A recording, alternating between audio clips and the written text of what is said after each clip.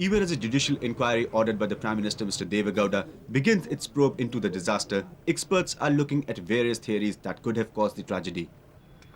Theory 1. Lack of secondary radar system at the Delhi airport, which would have specified the distance and altitude at which the aircraft were flying.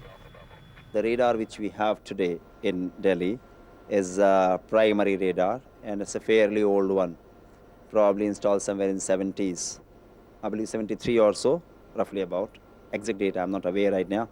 And this being a very old equipment, the echo, the radar echo which we get is not up to the mark, firstly. Secondly, being a primary equipment only, we do not get any information regarding the heights of the aircraft. We only get the range and bearing, that what we call the direction and the distance from the radar head. Theory 2. The absence of adequate technical backup in the air traffic control to double-check the correct position of the aircraft. There was no backup for the pilot, and so when the pilot made a mistake, there was no backup for it. I think that if a situation arises where the consequences of a mistake by the pilot are disastrous, then the system definitely needs a backup and a double backup even if necessary. In this particular case, when the aircraft are on a reciprocal course, the 1,000 feet separation did not prove to be adequately safe. And the lesson which emerges from it that there should have been a lateral separation. Theory 3. The failure of the Kazakh airline pilot to comprehend communication in English from the ATC. The transcript copy of the ATC's last recorded contact with the two aircraft, however, gives a very different picture. From this, it is clear that Kazakhstan Airways knew it was to fly at 150, that is 15,000. That Saudi Arabia was cleared to fly to 14,000, and that the vertical distance between them was 1,000 feet, which is the standard accounting, as Mr. Kola has said. That both the planes were aware of each other's approach, especially the Kazakhstan airline, which asked question on what is the distance now between us. Theory 4.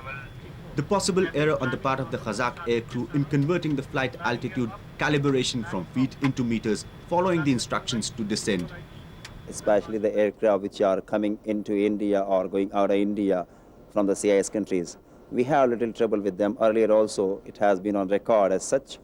That is, these aircraft normally do not maintain actually the height which has been assigned to them. They are either a little higher or a little lower than. And it could be probably because their equipments are basically in the matrix system. Theory 5. The fact that the takeoff and landing routes in the Delhi air corridor are the same and congested. The people are saying that the Air Force did not clear the civil aviation for an alternative route, but this has been denied by the Air Force. Even if there was one corridor, the corridor is wide enough for the controller to ensure a lateral separation when he sees the two aircraft going head-on. And this was not laid down and it was not adhered to. The key to the riddle lies waiting inside the black boxes and the flight data and cockpit voice recorders, which were recovered a day later after the tragedy. But whoever gets the blame, the fact of the matter is that the worst disaster in aviation history is a sure enough reminder that the sooner the air traffic control system in the country are modernized, the safer its skies would be.